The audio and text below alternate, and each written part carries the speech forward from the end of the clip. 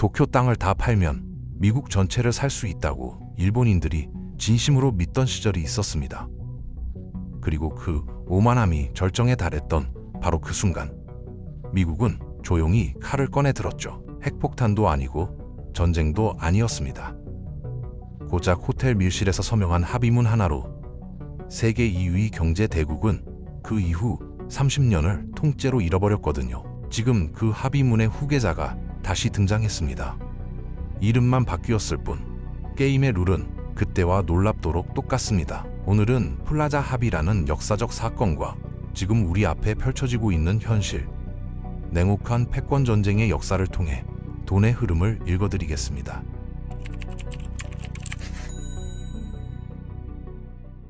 (1985년 9월 22일) 뉴욕 플라자 호텔에 5나라 재무장관이 모였습니다. 미국, 영국, 서독, 프랑스, 그리고 일본이었는데 이 자리에서 단 하루 만에 엔화 가치를 2배 가까이 끌어올리는 합의가 이루어졌거든요. 당시 일본의 대미 무역 흑자가 워낙 가파르게 늘어나자 미국이 더 이상 참지 않겠다는 신호를 노골적으로 보낸 겁니다.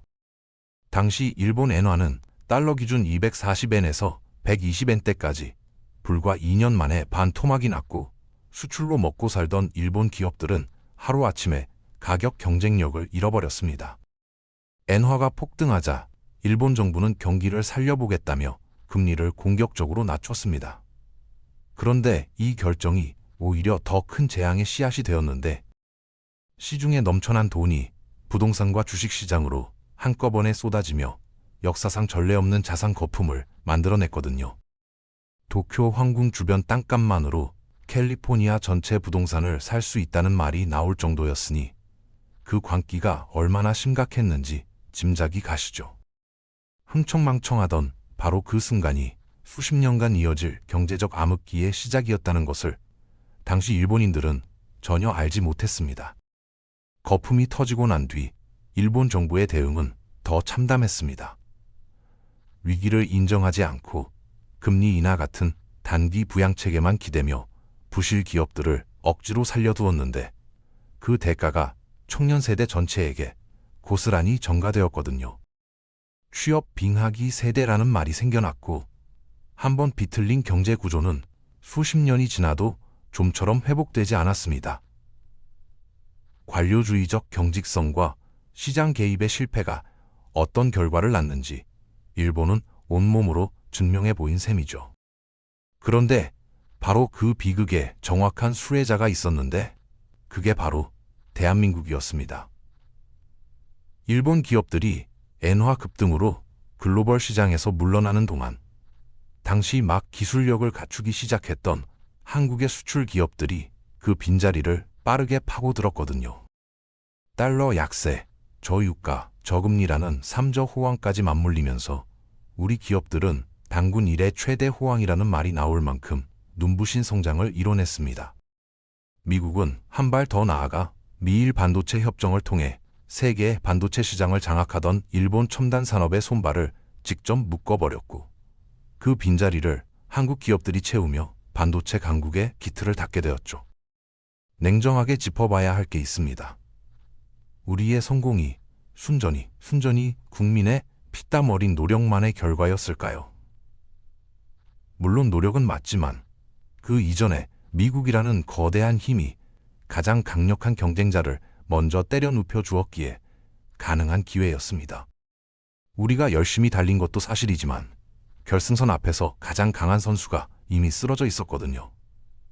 냉정하게 말하면 우리는 미국이 설계한 판 위에서 운 좋게 달려나간 겁니다. 그리고 지금 그 판이 다시 새롭게 짜이고 있습니다. 그로부터 40년이 지난 지금 놀라울 정도로 비슷한 구도가 다시 펼쳐지고 있습니다. 트럼프 2기 행정부가 꺼내든 징벌적 관세와 보편 관세는 겉으로는 무역 적자를 줄이겠다는 명분처럼 보이지만 실제 본질은 완전히 다르거든요.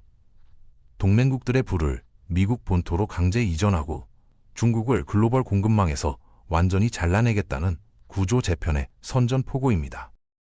1985년 플라자 합의가 환율을 무기로 삼았다면 지금 트럼프의 관세 폭탄은 공급망 자체를 무기로 삼고 있는 거죠. 도구만 달라졌을 뿐 경제 패권을 지키려는 미국의 의지는 40년 전이나 지금이나 조금도 흔들린 적이 없습니다. 미국의 요구는 단순하고 명확합니다. 너희 나라의 공장과 기술자와 생산시설을 미국 땅으로 가져와서 우리 국민들에게 일자리를 만들어 달라는 거죠. 그리고 그 요구에 기꺼이 응하는 국가에게만 새로운 첨단 공급망의 한 자리를 내어주겠다는 냉혹하지만 아주 투명한 메시지입니다. 관세 폭탄이 협박처럼 들리지만 동시에 미국이라는 거대한 항공모함에 올라탈 수 있는 탑승권이기도 한 겁니다. 이 청구서를 거부하고 어설프게 독자 노선을 고집하거나 중국 시장에 대한 미련을 버리지 못한다면 과거 일본이 맞았던 금융폭격이 이번엔 우리를 향하게 됩니다. 이 게임에서 일본이 보여주는 행보는 정말 주목할 만합니다. 40년 전 플라자 합의의 최대 피해자였던 일본이 이번엔 전혀 다른 선택을 하고 있거든요. 트럼프 2기 출범과 동시에 국방비를 대폭 늘리고 미국산 에너지와 방산 장비 구매를 약속하며 가장 먼저 미국 편에 올라탔습니다. 그 결과 아시아 지역에서 미국의 핵심 경제 파트너로 자리를 굳히며 천문학적인 투자와 협력을 끌어내고 있거든요. 쓴맛을 기억하는 일본은 이번엔 같은 실수를 반복하지 않겠다는 교훈을 철저하게 실천하고 있는 겁니다. 대만의 선택도 냉정하기는 마찬가지입니다. TSMC는 미국의 압박이 거세지자 주저없이 최첨단 공장을 미국 본토 애리조나에 세우고 핵심 기술을 공유하는 결단을 내렸습니다.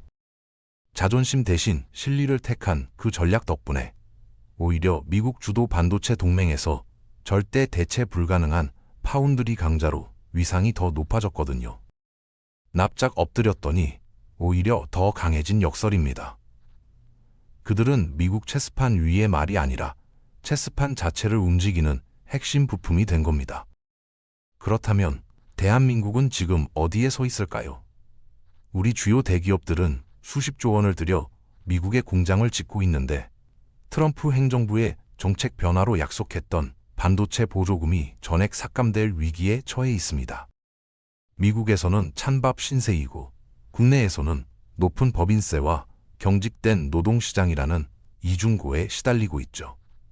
반도체, 자동차, 배터리 등 우리 핵심 산업 전반이 설 자리를 잃어가고 있는데 정치권은 여전히 재벌 개혁이라는 낡은 프레임으로 기업의 발목을 잡고 있습니다. 글로벌 경쟁자들이 사활을 걸고 패권 전쟁을 벌이는 이 중요한 순간에도 우리는 구시대적인 규제와 징벌적 세금으로 혁신의 싹을 스스로 짓밟고 있는 겁니다. 글로벌 자본은 감정이 없습니다. 국가의 미래와 동맹 결속력을 실시간으로 계산하며 돈의 방향을 결정하거든요. 외국인 투자자들이 한국 증시를 썰물처럼 빠져나갔던 이유도 바로 여기에 있는데 우리 기업들의 실적이 갑자기 나빠진 게 아니라 대한민국이라는 국가의 지정학적 리스크와 성장 가능성에 대한 의구심이 커졌기 때문입니다. 달러 강세 기조가 고착화되면서 신흥국에 머물던 자본들이 블랙홀처럼 미국으로 빨려 들어가고 있고 그 결과 우리 자본시장의 핏줄이 바싹 말라가고 있는 거죠. 한국 주식을 사는 건 기업에 투자하는 게 아니라 대한민국의 미래에 베팅하는 행위라는 사실을 투자자들이 너무 잘 알고 있는 겁니다. 안보는 미국, 경제는 중국에 기대는 전략이 가능했던 시대는 이미 끝났습니다. 미국은 지금 동맹국들에게 분명하게 선택을 강요하고 있는데 중국과 계속 경제적으로 밀착할 것인지 아니면 미국 주도의 새로운 공급망에 완전히 편입될 것인지를 거칠게 묻고 있거든요. 그 사이에서 줄타기를 하다가는 어느 쪽에서도 신뢰를 얻지 못하고 미국이 주도하는 첨단 산업 재편 과정에서 철저하게 소외될 수 있습니다. 한미 동맹은 낭만적인 신뢰가 아니라 서로의 경제적 이익이 맞물려 돌아갈 때만 유지되는 냉정한 비즈니스 관계이거든요. 유럽 국가들조차 방위비 문제로 미군 철수라는 협박을 받으며 경제가 흔들렸던 역사적 사례를 우리는 결코 가볍게 넘겨서는 안 됩니다. 중국 문제도 더 이상 외면할 수 없는 수준입니다. 알리익스프레스와 테무로 대표되는 중국발 초저가 공세는 국내 유통 생태계를 흔드는 것을 넘어 우리 제조업의 기반 자체를 서서히 무너뜨리고 있거든요. 한때 최대 수출 시장이었던 중국이 이제는 자국 내수 부진을 타개하기 위해 값싼 제품을 전 세계로 쏟아내며 우리 기업들과 직접 충돌하고 있습니다. 미국은 이 상황을 막으려고 중국산 제품에 100%를 넘는 관세 장벽을 쌓고 있는데 우리는 아직도 문을 활짝 열어두고 있죠. 우리를 바짝 추격하던 중국이 이제는 인공지능과 첨단 무기 체계에서 미국의 패권을 직접 위협할 만큼 성장했는데 우리는 아직도 과거의 영광에 취해 있습니다. 달러 자산으로 분산, 미국 인공지능과 방산 인프라 섹터에 대한 관심, 장기적으로 미국 지수 추종 ETF를 활용한 투자 전략은 이제 선택이 아니라 생존을 위한 기본기가 되어가고 있습니다. 자국 통화 가치가 흔들릴 때는 전체 자산의 30%에서 50% 이상을 달러 표시 우량 자산으로 분산시켜 놓아야만 최악의 경제 위기 속에서도 가족을 지킬 수 있거든요. 금이 연일 신고가를 경신하는 현상도 결국 각국 통화 시스템에 대한 불신이 깊어졌다는 신호이고, 트럼프 행정부가 가상화폐의 친화적 입장을 공개적으로 드러내면서 이제 제도권 자산으로 빠르게 편입되고 있죠. 국내 부동산이나 예금에만 묶여있는 자산을 빠르게 유동화해서 글로벌 경쟁력을 갖춘 인공지능 선도 기업들이나 미국 지수 추종 펀드에 장기적으로 투자하는 안목도 반드시 필요합니다. 위기와 기회는 항상 같이 옵니다. 미국의 거대한 산업 재건 프로젝트에서 전력 인프라, 방위 산업, 인공지능 관련 분야는 폭발적인 성장이 예고되어 있고, 미국 중심의 공급망에 깊이 편입된 기업들에게는 오히려 엄청난 기회의 문이 열리고 있거든요. 굳건한 동맹을 바탕으로 미국의 정책 방향에 발을 맞춘 기업들만이 이번 폭풍 속에서 살아남아 달콤한 과실을 독식하게 될 겁니다. 위기를 남들보다 먼저 읽고 안전한 곳으로 자산을 선제적으로 옮기는 지혜가 지금 이 시대에 가장 필요한 생존 기술입니다. 결국 해답은 기업이 마음껏 뛸 수 있는 환경을 만들어주는 데 있습니다. 정부는 낡은 규제를 걷어내고 징벌적인 세금을 낮춰주는 조력자 역할에 충실해야 하고, 법인세와 불합리한 상속세 구조를 뜯어고쳐 훌륭한 기업들이 대를 이어 국가의 부를 창출할 수 있는 토대를 마련해 주어야 합니다. 글로벌 패권 경쟁이라는 전쟁터에 나가는 장수에게 무기를 빼앗고 족쇄를 채우는 나라는 결코 살아남을 수 없거든요. 정치권은 걸핏하면 재벌개혁이라는 프레임으로 대중의 분노를 부추기지만 정작 대기업들이 흔들리면 가장 먼저 거리에 나앉는 것은 힘없는 서민들이라는 사실을 직시해야 합니다. 냉정한 자본주의 생태계에서는 각자의 단단한 생존 배낭을 꾸려놓지 않으면 국가가 결코 개인의 파산을 구제해주지 않는다는 뼈저린 현실을 우리 모두가 직시해야만 하는 거죠. 40년 전 플라자 합의 앞에서 일본이 감정적으로 맞서다 잃어버린 30년을 자초했다면 우리는 그 실패를 반면교사로 삼아 영리하게 움직여야 합니다. 맹수들이 우글거리는 정글 같은 국제사회에서 영원한 동맹도 영원한 적도 없으며 오직 냉혹한 국익만이 존재할 뿐이거든요.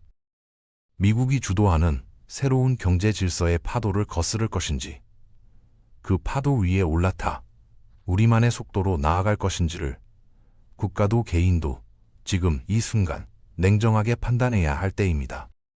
거대한 자본의 흐름은 한번 방향을 틀면 수십 년간 멈추지 않는 강력한 관성을 가지고 있기 때문에 지금 이 초기 단계에서 정확한 탑승구로 향하는 결단이 우리 남은 인생의 불을 결정짓게 될 겁니다. 우리는 이 거대한 전환의 시대에 과연 어떤 선택을 해야 살아남을 수 있을까요? 여러분의 생각을 댓글로 남겨주세요. 이 영상이 여러분의 자산을 지키는 작은 이정표가 되었길 바랍니다. 오늘도 경제를 읽으며 자산을 키우는 하루 되시면 좋겠습니다. 구독과 좋아요는 영상 제작에 큰 힘이 됩니다. 감사합니다.